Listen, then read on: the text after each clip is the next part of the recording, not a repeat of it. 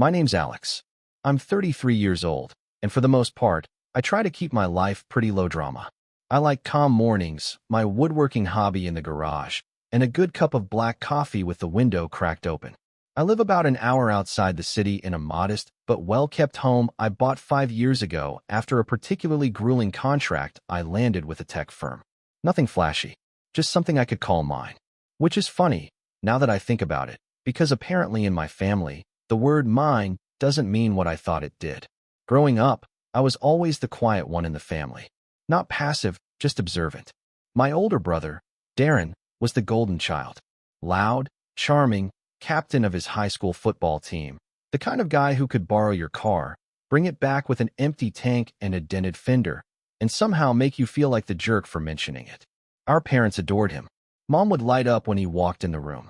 Dad, a stern but loyal man who believed in hard work above all else, would puff up with pride every time Darren told one of his exaggerated stories at family dinners.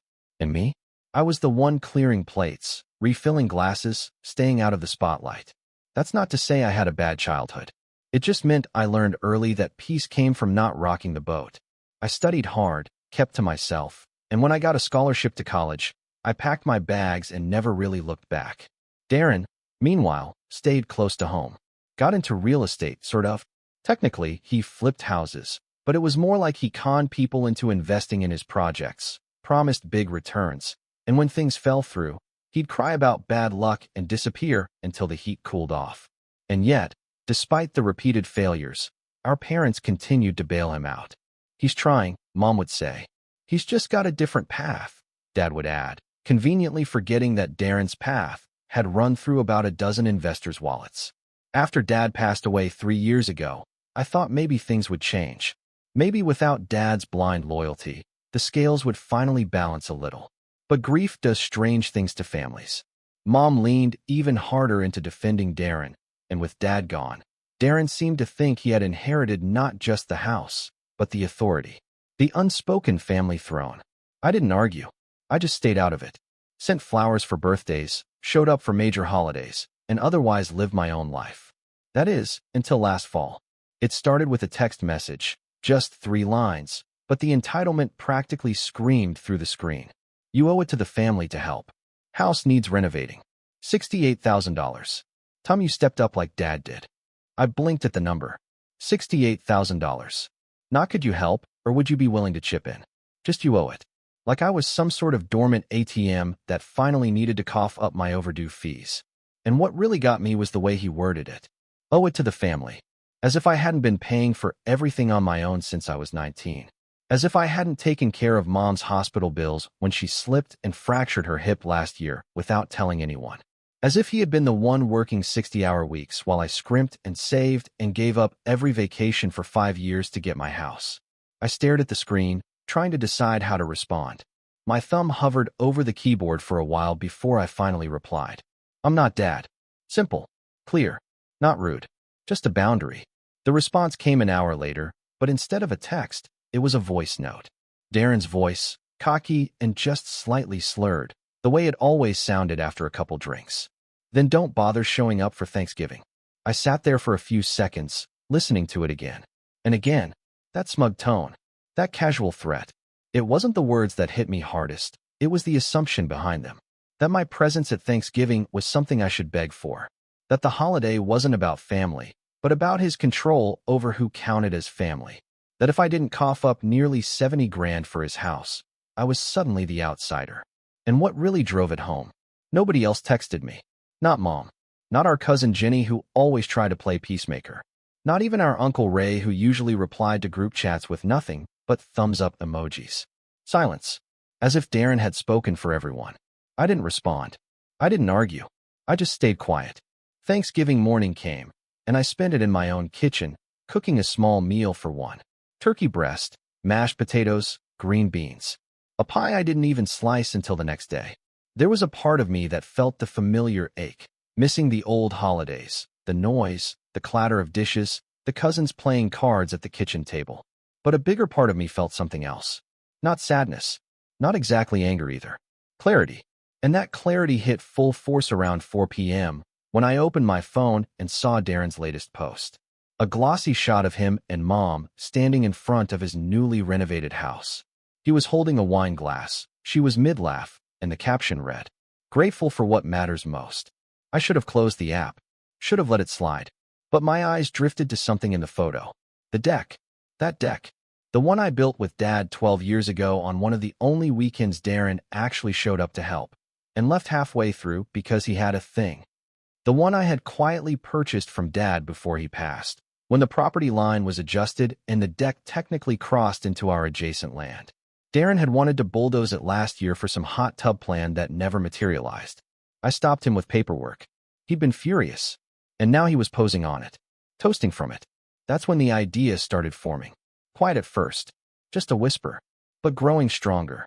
I clicked on the comment section and typed, "That deck you're standing on? I own it."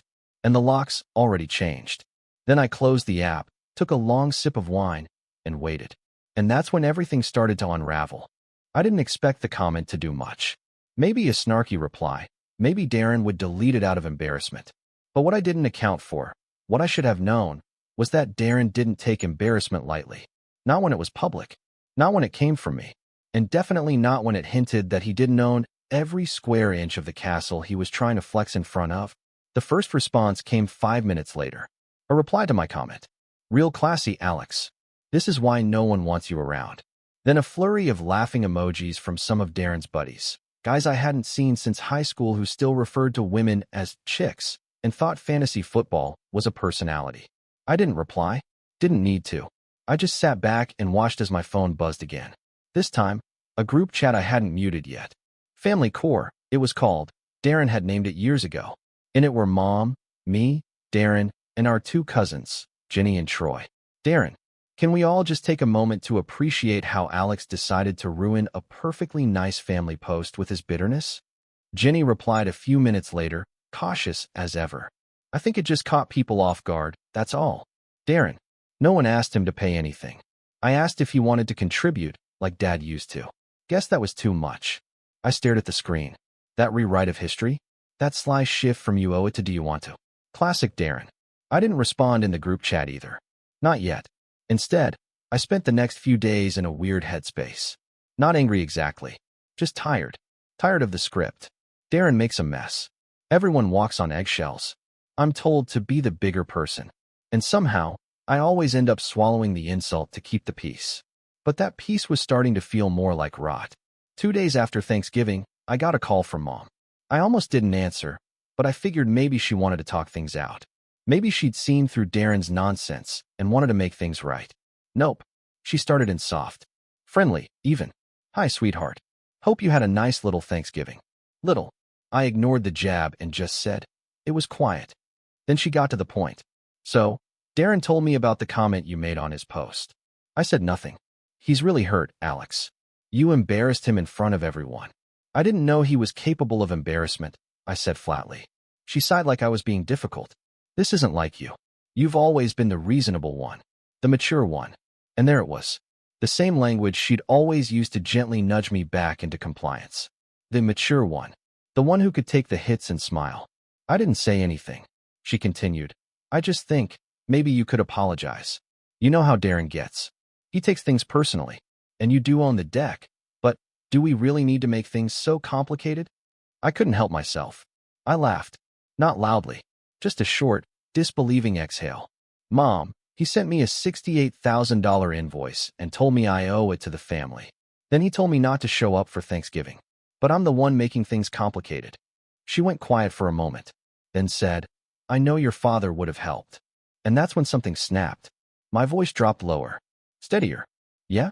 Well, Dad also wouldn't have sent an invoice. He wouldn't have blackmailed me with Thanksgiving.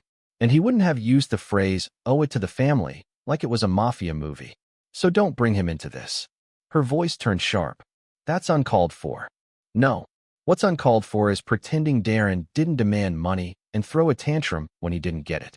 What's uncalled for is you calling me to clean it up." Another long silence. Then, in a smaller voice, she said, "You know what?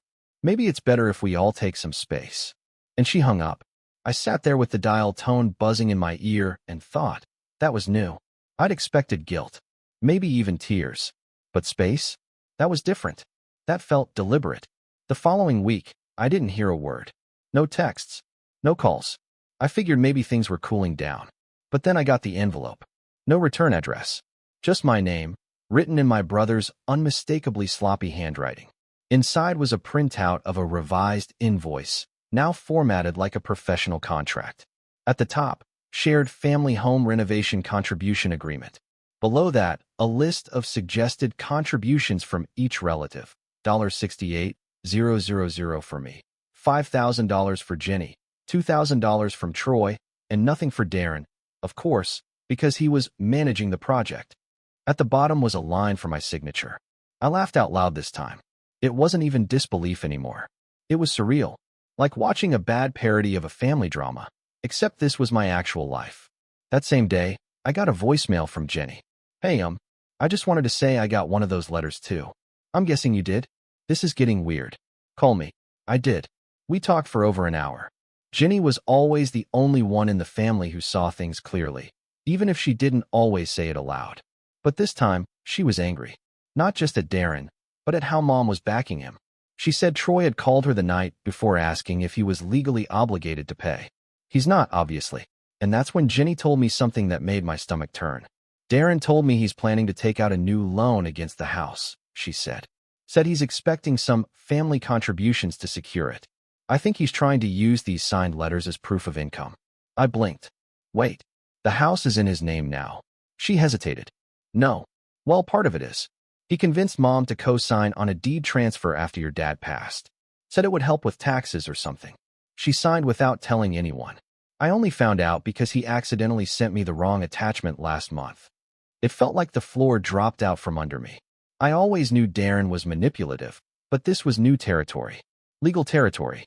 And worse, he was dragging our mother into it, probably without her even realizing what she was signing. Jenny paused, then added, I think he's in deeper debt than he's letting on. The renovations, they're not just cosmetic. He's trying to flip it. He's planning to sell. Sell Mom's house. She doesn't know. At least, I hope she doesn't. That night, I barely slept. My mind was racing, not just with anger, but with memories. Of the deck. Of Dad teaching me how to use a drill. Of Mom making lemonade while we worked in the sun. Of Darren showing up late and leaving early, but still bragging to his friends that he built it himself. And now he wanted to sell it. Sell the memories. Sell the whole damn story and walk away richer, while everyone else paid the bill. The next morning, I woke up early. Made coffee. Pulled out the old file folder where I kept all the land documents Dad had passed on to me years ago. The deck, the land easement, the clause that protected my ownership of the outer lot. And I started to draft something, not just a letter. Something bigger. I wasn't going to shout. I wasn't going to argue in the group chat. But I was going to make it very clear that this little family narrative Darren had been scripting. It was about to hit a major rewrite. And that was before I found out what he did with Mom's signature the week before. I didn't find out right away. It took a week of silence before the next storm hit. But when it did, it came hard, and from someone I hadn't expected to turn on me. It was a Monday morning, and I was deep into a side project I'd been working on. A custom shelving unit for a friend's new photography studio. Wood shavings were everywhere, my hands were dusty, and I was finally starting to feel like myself again. Clear-headed, focused, away from the toxic drama. I hadn't checked my phone in hours, and when I did, I saw 6 missed calls from Mom. 2 from Darren, and 1 from a number I didn't recognize. The voicemail from Mom was sharp, unusually cold. I can't believe you try to sabotage your own family's financial future. Darren showed me the paperwork you sent him. He told me you threatened to take back part of the property? The part he's renovating? I raised you better than this, Alex. I stood there, frozen, holding my phone with one hand and a chisel with the other. Then came the second voicemail. Darren again. His voice was smug, triumphant. Guess Mom finally knows what kind of snake you are, huh? You want to play legal games? Fine. But just know, when she signs the quitclaim deed next week, you're out. For good. My heart sank. Quitclaim deed. It took me a second to process. But once it clicked, it all made sense. Darren had convinced Mom, somehow, to sign over her share of the house to him. No lawyers. No protections. Just a signature, and it'd be legally binding. I wouldn't have believed she'd do it. But then again, I didn't think she'd accuse me of sabotaging the family, either. I immediately called her back. She didn't answer. I texted, "Please don't sign anything. Can we talk first?" No reply. I called Jenny. She picked up right away. "Did you hear about the deed?" I asked. She sounded out of breath. "Yeah, I'm driving to Mom's now." "I don't think she gets it, Alex." He told her it was just a formality, that it'll help him refinance the renovation loan. She thinks she's just getting out of his way. I clenched my jaw. "He's not refinancing. He's selling." "I know," Jenny whispered. "But he's got her thinking you're out to ruin everything. That you're bitter. That you're weaponizing Dad's land easement." I sat down on the edge of the workbench, heart pounding. I wasn't even trying to do anything. I just told him the truth, that I owned the deck. "And I'm not signing that stupid agreement." Jenny sighed. "He's trying to isolate you. He's good at it." He was. And for the first time in years, I felt truly, painfully alone. That week was hell. I couldn't focus on work. Every email notification gave me anxiety. I kept imagining Darren parading through the house, telling contractors to gut the kitchen, rip up the floors, install marble countertops on land he didn't even fully own yet. I had this image stuck in my head of him tossing out old family photos like junk because they didn't match the new aesthetic. I tried one more time with Mom, drove to her place, flowers in hand, calm voice ready. She opened the door, arms crossed. "We don't need to do this right now, Alex." I kept my tone soft. "I just want to talk." She let me in, but barely looked at me. I sat at the dining table, the same one where Dad used to read the paper every Sunday, and tried to explain. "He's not keeping the house, Mom. He's flipping it. He's planning to use your signature to leverage ownership, and—" "He told me you'd say that," she interrupted. "That you'd twist everything." I blinked. "Twist? Mom, I'm showing you documents. I'm not twisting anything." Her voice hardened. "Darren's not perfect, but he's trying. He's been here. He's been involved. You haven't." That one hit harder than I expected. I stood up, fighting back the sting. "You're right. I haven't been here. I've been working, quietly, paying for things without being asked, building a life without demanding applause. But maybe that's why no one ever noticed."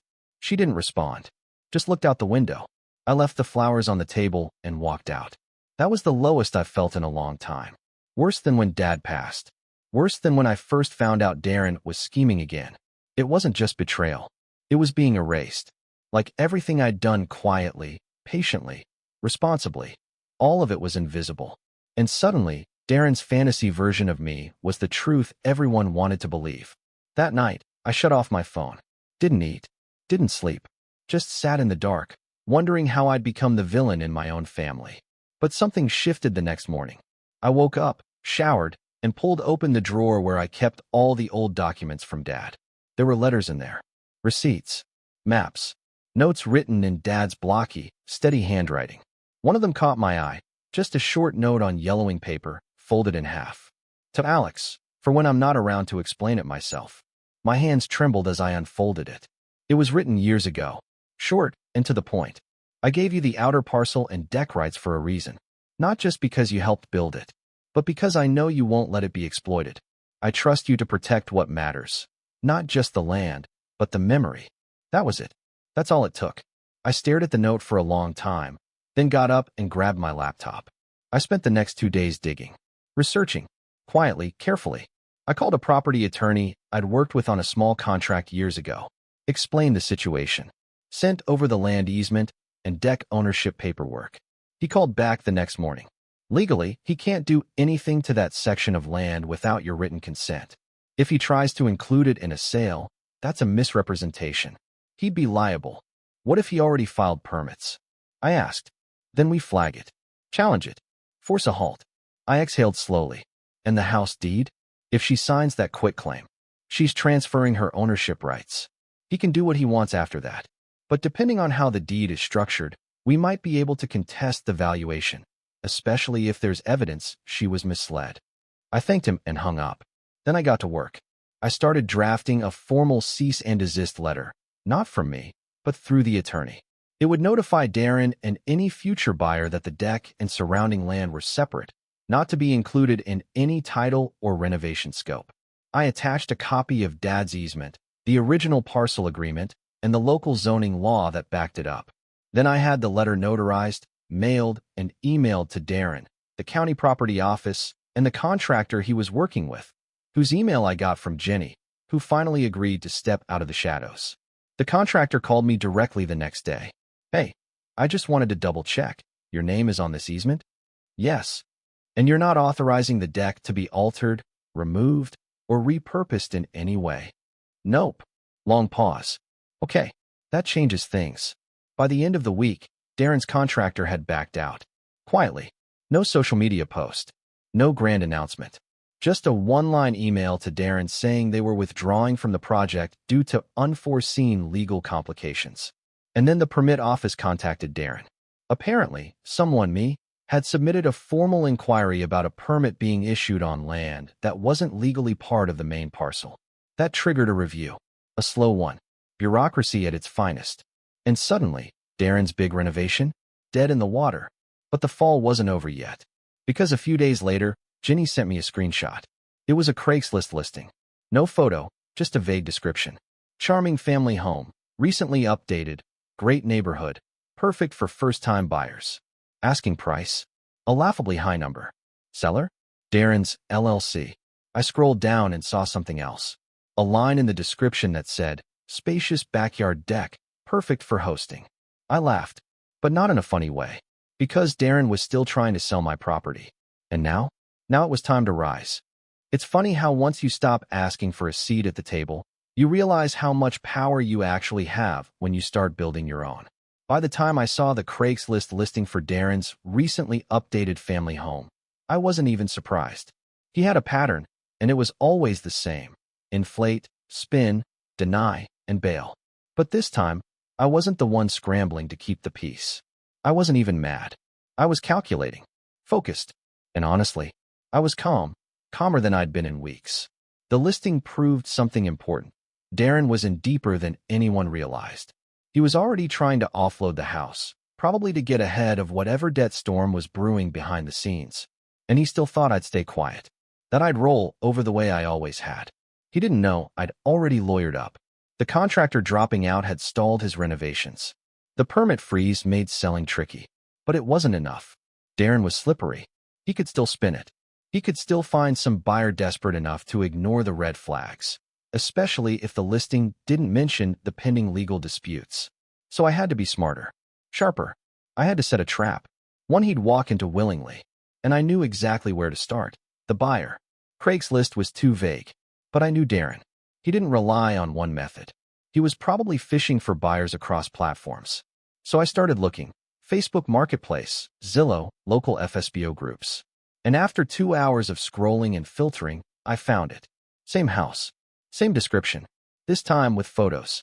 The freshly painted siding. The backyard, angled just right to crop out the deck. A few blurry photos of the interior that still looked half-gutted. And under agent contact, there it was, Darren J. King, Family Real Estate Group, LLC. A name he'd made up. No license. No real group.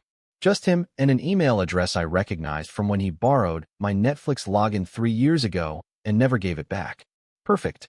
I created a throwaway email using a generic-sounding name and wrote, "Hi, I'm interested in the property you've listed. Saw it on Facebook.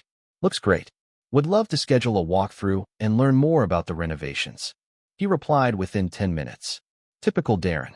"Hey, thanks for the message. The house is still available. Schedule's open this weekend if you want a tour. It's a hot listing though, so serious buyers only. I've had a lot of interest." I responded as Sam, an out-of-town investor looking for a long-term rental opportunity. Darren loved investors. Investors meant fast money, no fuss, no inspections. Exactly the kind of target he could overpromise to and hope they didn't dig too deep. We scheduled a walkthrough for Saturday at 11 a.m. Now I needed someone to play Sam. I thought about hiring someone, but that came with risks. Instead, I called in a favor from someone who owed me. Greg Wallace. Greg was a former coworker, now working in property compliance. We'd worked on a nightmare contract together years ago, and I'd covered for him when a client tried to pin a blown deadline on his department. He never forgot that. "Let me get this straight," Greg said after I laid it all out. "You want me to pretend to be a buyer, walk through your brother's half-renovated house, and ask a bunch of annoying legal questions?" "Basically," I said, but casually, like you're just a smart investor. He laughed. "Alex, this is petty. I love it. I'm in. We rehearsed a little. I sent Greg the deck documents, the zoning maps, and even printed him a fake buyer's worksheet to carry. All he had to do was play the part, ask specific questions, push Darren to admit, on record, that he owned the deck, or worse, that the renovations included property he didn't have rights to. Saturday morning, I parked 2 blocks away. Greg had a mic in his shirt collar. I had my laptop open in my car, audio streaming live to my headphones. At 11:03 a.m., Greg knocked on the door. Darren answered with his usual fake charm tone. "Hey, you must be Sam. Come on in, man. Let me show you around." The first few minutes were small talk. Darren bragging about the appliances, none of which were installed yet. Then the tour shifted to the backyard. "Greg, nice deck. Is that included in the parcel?" Darren, "Yep. Fully part of the property. Just needs a little staining." Greg, "Wasn't sure. County records show a separate parcel line." Darren paused. "Oh, yeah. Well, that's just a technicality. My family owns the land. It's all in the family. No one's going to fight over it." Greg, "Got it. So if I included the deck in a financing appraisal, that's fine?" Darren, with just a hint of hesitation, "Yeah, totally. I mean, it's part of the living space, you know." Boom. A lie. On record. Misrepresenting property ownership to a prospective buyer. Enough for a formal complaint to the state licensing board. Even if he wasn't licensed, the act of posing as one while giving false information was serious. Greg wrapped up the visit with a few more probing questions, thanked Darren, and left. I submitted the audio file to my attorney that afternoon. He grinned when he heard it. "Want to make things really fun?" he asked. "Always. We send this to the listing platforms with a legal notice of misrepresentation. They'll yank the listing. Then we file a complaint with the zoning office for attempted inclusion of protected land in a sale. After that, we contact the buyer's agent boards, even if he's not licensed. There's enough here to rattle him." I nodded. "And the deed?" "Mom's part. We're getting there. But this pressure will make him sloppy. That's what we want." He was right. Because by Tuesday, the listing disappeared from both Facebook and Zillow. A small win, but enough to rattle Darren. At 6:21 p.m., he called me. I didn't answer. He left a voicemail, his voice tense. "I don't know what you think you're doing, but this is my house. You've made your point. Just stop, before things get worse." I sent the voicemail to the attorney. Then I made my next move. Jenny had been on the fence about getting involved directly. She hated conflict. But now that she saw how deep Darren was digging, she agreed to help. Quietly, she went to visit Mom again, this time with paperwork in hand. She didn't argue. She didn't accuse. She just explained. Explained that Darren had lied about refinancing. Explained that he listed the home for sale before the deed was transferred. Explained that if she signed over her share, Darren could sell the house out from under her. It wasn't easy. Mom still saw the world through Darren-colored glasses. But by the end of the conversation, she agreed to pause the transfer. Jenny told her she needed more time to understand the legal side. That pause was all I needed. Because what Darren didn't know was that I had already filed a notice of intent to enforce easement rights with the county office, which meant that if he did try to relist the property again without removing the deck and redrawing the boundary lines, it would be flagged instantly. He was boxed in. Couldn't finish renovations. Couldn't list. Couldn't refinance. Couldn't sell. And most importantly, he couldn't guilt-trip Mom into signing away her rights anymore, because now she had a lawyer. A good one. Courtesy of Jenny and me. Darren tried once more. An email. Rambling. Half threats, half desperate pleas. Accused me of ruining the family. Said Dad would be ashamed. Said I was tearing everything apart for some stupid patio. I didn't reply, because this wasn't about a patio. It was about principle. And now the trap was set. He had one card left to play, and I wanted him to play it. Because the next move? That was mine. Darren didn't go quiet. He never does. But for the first time in his life, he was cornered, and it showed. A week after the listings came down and his contractor cut ties, I got another message. This one was civil, almost rehearsed. "Let's talk. For real this time. No games.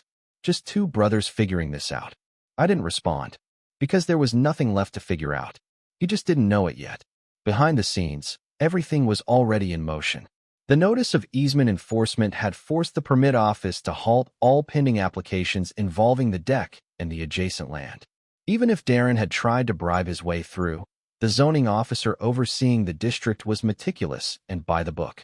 More importantly, my attorney had filed a lease pendens, a formal notice of a legal dispute involving the property, which effectively poisoned any attempt to sell it. That legal filing showed up on every property title search. It meant no bank would underwrite a mortgage for it. No appraiser would touch it. Even if Darren found a miracle buyer, no title company would approve a clean sale. The house was radioactive. But that wasn't the revenge. That was the setup for it. The real strike came when Darren made his final, desperate move. See, my lawyer had predicted it. Darren, being Darren, would try to offload the house as is in a private, under-the-table sale. No permits. No title insurance. Just a quick cash deal to someone willing to gamble. And we were right. Ginny called me in a panic one afternoon. He posted it again, on OfferUp this time. Different language. Says it's an off-market opportunity for investors with vision. Says the deck's being gifted with the property. I checked the listing. Sure enough, same house. New phrasing. No mention of the legal flag. Just bold promises and blurry pictures. That was all I needed. We called the buyer. Well, Greg called them. Remember Greg? My friend from compliance who played the fake investor during the walkthrough? Yeah. He called the listed number pretending to be a fellow investor curious about the deal. Said he'd heard about the property and wanted to confirm the parcel boundaries. The buyer, some guy named Nick from out of town, admitted he hadn't done a title search yet, but had already given Darren a small deposit to lock it in. Greg pushed just enough. You sure that deck comes with the house? Because county records show a separate parcel. Nick got nervous. He told me it's all part of the sale. Greg replied, might want to double check that. There's a lease pendens on the property. You didn't see that. Silence. Then Greg, with expert timing, sent him the public document, my filing, and the easement paperwork. And just like that, Nick ghosted Darren. No sale. No cash. No way forward. 2 days later, I got another call from Mom. This time, her voice wasn't sharp. It was quiet. Warren, I think I made a mistake. I didn't say anything. I just let her talk. He told me you were trying to take the house. That you hated him. That you were bitter and wanted to ruin the family name. And I believed him. I swallowed hard. And now, she exhaled. Now I see a son who protected his father's legacy. Who didn't ask for anything. Who just wanted fairness. We talked for a long time that night. About Dad. About the way Darren twisted things. About how people sometimes cling to one version of a person for so long, they stop seeing the truth. She admitted she hadn't read a single document Darren gave her. Just signed what he said was safe. She cried, apologized for doubting me, for not asking more questions, for letting him spin the story. I didn't rub it in. That wasn't the point. The point was, she saw it now. And that meant Darren's final support pillar had just crumbled. The next day, she called her own attorney, one of Ginny's contacts, and initiated a reversal of the quitclaim process. Since the transfer hadn't been fully recorded due to a clerical delay, the revocation was filed just in time. Darren lost access to her share of the property. He was livid. I know because he emailed everyone. A long, dramatic manifesto about betrayal and blood and legacy. He accused me of weaponizing Dad's death, accused Ginny of being a traitor, accused Mom of being senile. He even threatened to sue me for defamation. That last one made my lawyer laugh out loud. Let him, he said. All it'll do is get him deeper in the mud. But I wasn't done. There was still one piece left. The deck. See, the original build wasn't just a patch of wood behind a house. It was a memory. One of the only weekends Dad, Darren, and I had spent working side by side. But Darren had tried to demolish it. Sell it. Claim it. Lie about it. So I reclaimed it. Literally. I paid a local contractor to come out and install a fence around the deck, just tall enough to make a point. On the gate, I mounted a small plaque. Private property. Access restricted. The fence didn't block the rest of the yard. Didn't encroach on Darren's section. But it sent a message. It said, this is mine. And you don't get to use it anymore. Neighbors noticed. One even commented, looks like the deck's under new management. I just smiled. A month later, Darren's renovation dream was dead. The house sat half-gutted. No buyers. No money. No permits. No contractor. No mother on his side. No sister to vouch for him. And the bank? Well, turns out Darren had taken out a short-term personal loan for the initial work, probably planning to repay it after the sale. But with the house unsellable and the equity split frozen, he defaulted. They put a lien on the house. Within 3 months, the property was listed again, this time by the bank. Foreclosure. And that was the final blow. Not because he lost the house, but because he lost the story. Darren always needed the story. That he was the leader, the provider, the one carrying Dad's legacy forward.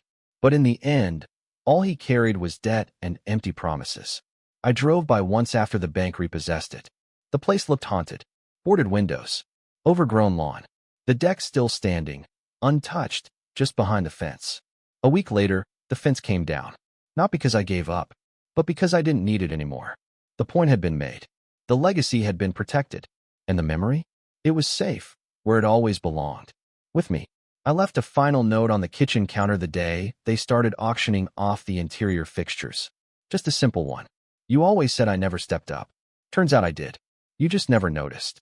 Darren didn't attend the auction. Mom came by the following weekend. We sat on the deck, coffee in hand, watching the sun set behind the trees the same way we used to with Dad. She was quieter now, humbler, but there was a peace in her eyes I hadn't seen in years. I'm proud of you, she said. I didn't need to hear it, but it still meant everything. That night, I stood alone on the deck and looked out across the yard, now stripped of illusions and schemes. Just quiet grass, fading light, and the echo of a battle I hadn't wanted, but refused to lose.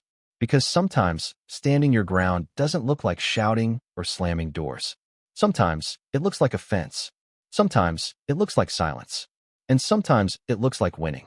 He tried to inherit the legacy, but I built it, board by board. And I never let go.